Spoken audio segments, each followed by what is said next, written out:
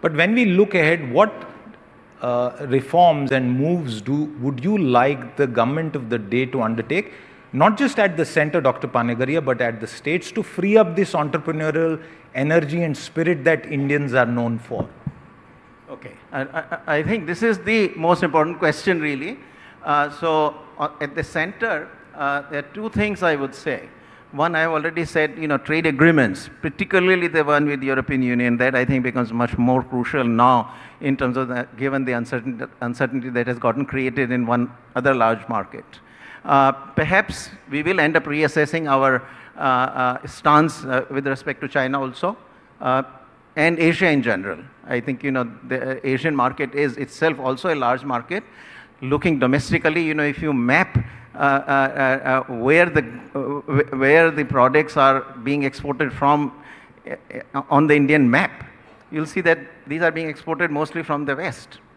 The east side is kind of more or less empty. And we got, Andhra Pradesh, we got Odisha, to some degree you can also say Tamil Nadu, but Tamil Nadu being at the end of the peninsula, probably uses the west side currently. So because even the Tamil Nadu exports seem to be channeled through the western side.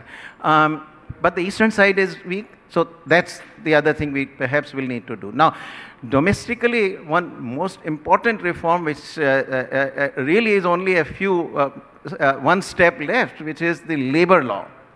The 4 codes were actually enacted by the parliament in 2019 and 20, and they still have not been implemented. I think those are absolutely essential, crucial. And there cannot be a better moment to actually do it quickly, because this can be, all we need to do is to notify the rules and regulations, and effectively they get implemented. There is no parliamentary action required on them. So I think that is absolutely crucial, I would say, in terms of the job creation. And this is where we get back to this, the bottlenecks facing the manufacturing and therefore the job creation in manufacturing. And I think that's very essential. Now, at the state level, the most important factor of production at the state level, and this is largely a state issue, is land. It is incredible how at our per capita income level, land is so expensive. I'm talking urban land.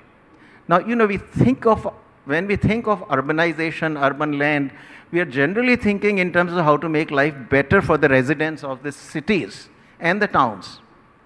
We don't think, aggressively in terms of preparing our cities for the businesses.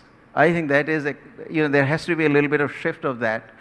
There are a lot of land-related reforms which need to be done, starting from Land Acquisition Act, which I think, at the central level now, this is not going to happen because an attempt was made in 2015 and it did not succeed. I think it's going to be harder for the central government, but state governments can still do it. And if 3 or 4 states would come forward and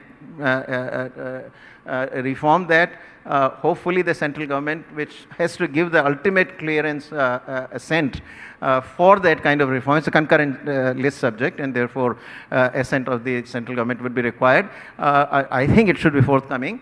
Then that can be done. That's land acquisition. But there are all sorts of land laws, from conversion of land, for example, agriculture to industry, but also in the way the zoning gets done in the cities.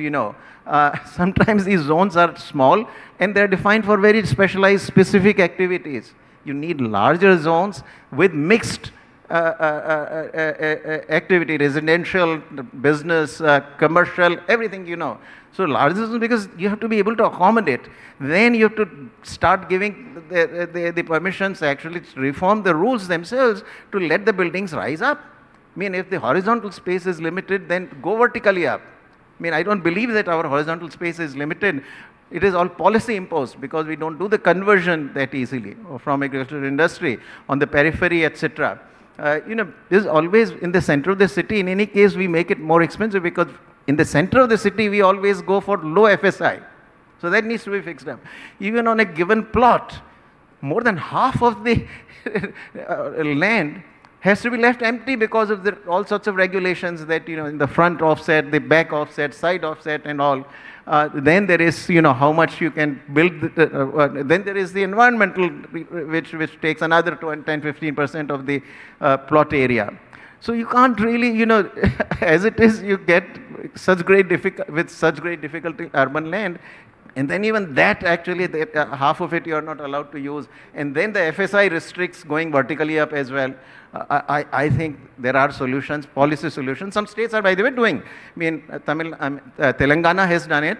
And very recently, UP has made a major reform. I think, it doesn't go all the way where one would like it to go, but it's a good start. It's a very good start where, a lot of the clearances have been reduced also. Final thing, both at the center and at the state level, regulation. We have this plethora of regulations, even on small little things, On the one hand, we have done digitization. So anything that has been digitized and works really without interface with a bureaucrat, it's all fine.